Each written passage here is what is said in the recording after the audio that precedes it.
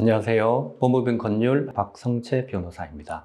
오늘은 부동산 매매계약 잘 파기하는 법에 대하여 알아보고자 합니다. 통상 부동산 매매계약의 경우 매매 대금이 다액이어서 대금 지급이 계약금, 중도금, 잔금의 형식으로 나누어 지급되고 계약 시부터 잔금 지급 및 소유권 이전 등기 시까지 상당 기간이 걸리기 때문에 이 기간 동안 각종 변수들이 발생할 수 있습니다. 매도인의 입장에서는 매수인이 중도금이나 잔금을 지급기일에 지급하지 않는다거나 부동산의 가격이 단기간 폭등하게 되면 매매계약을 파기하고 싶어지게 되고, 매수인의 입장에서는 반대로 부동산의 가격이 단기간 폭락하게 되면 매매계약을 파기하고 싶을 수 있는 것입니다. 통상 계약금을 수수하는 경우 그 계약금은 해약금으로 성질을 가지기 때문에 매매계약에서 계약금만 지급된 상황에서는 매도인은 받은 계약금의 배액을 상환하고 계약을 해지할 수 있으며, 매수인은 지급한 계약금을 포기하고 매매계약을 해지할 수 있습니다. 다만 계약금만 지급된 상황이라 하더라도 계약금으로 해약하는 것을 배제하는 특약이 있는 경우에는 계약금 포기나 배액 상환으로 매매계약을 해약할 수 없다는 점을 주의해야 합니다.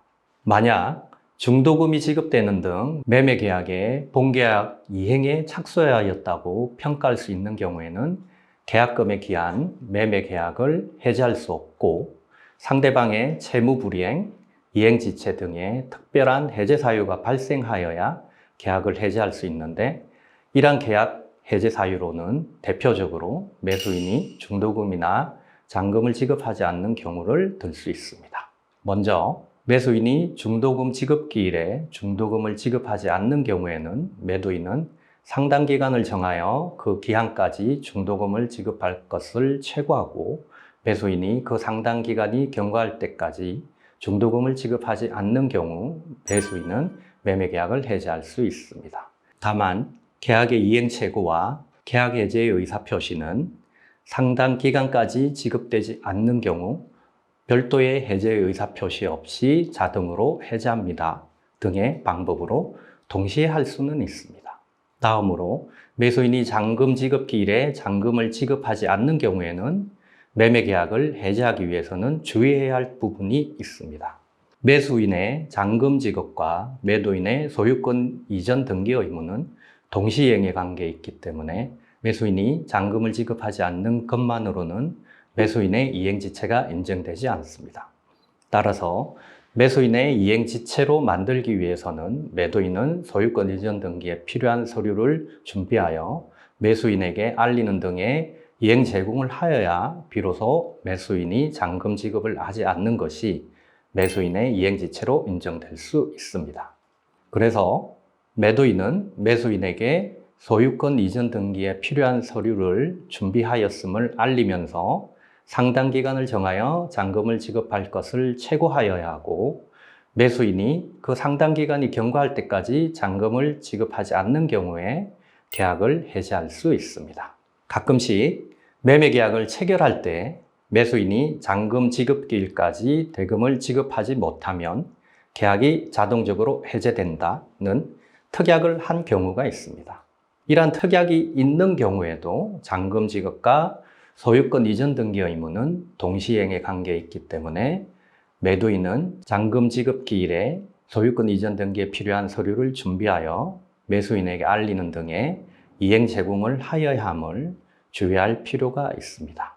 가끔 매매 계약에서 매수인이 중도금이나 잔금을 지급하지 않는 것만으로 매매 계약이 자동적으로 해제된다고 알고 계신 분도 있으나, 앞서 살펴본 바와 같이 매수인이 중도금이나 잔금을 지급하지 않는다 하더라도 매매계약은 자동으로 해제되는 것이 아니라 매매계약 해제를 위해서는 이행의 최고와 해제의 의사표시를 하여야 비로소 계약이 해제되는 것임을 주의하여야 합니다.